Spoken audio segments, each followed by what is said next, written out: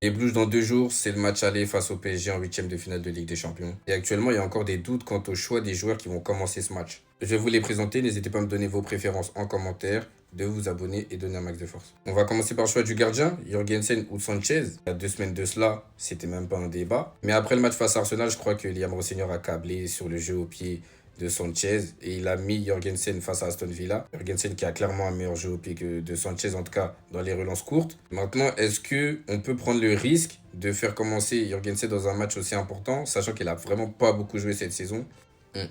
Risqué, hein.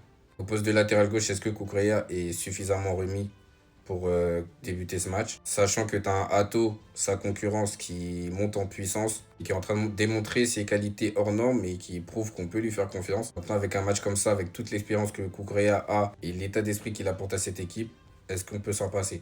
Notre super capi, Rhys James, milieu ou latéral droit? Et on sait que s'il est milieu, à droite, c'est Gusto. Ça, il n'y a pas de débat dessus. Sachant que les deux, quand ils jouent, ils ont cette complémentarité qui est vraiment pas mal. En tout cas, Gusto qui prend tout son couloir, on sait ce que ça apporte, surtout si tu as Cole Palmer en haut. Et dans les grands matchs, ça fait souvent mouche. Maintenant, on sait que voir un Rhys James prendre tout son couloir, c'est le souhait de plus d'un. Maintenant, est-ce qu'il est capable de répéter les efforts comme un Gusto, mais durant tout un match ou une bonne partie d'un match?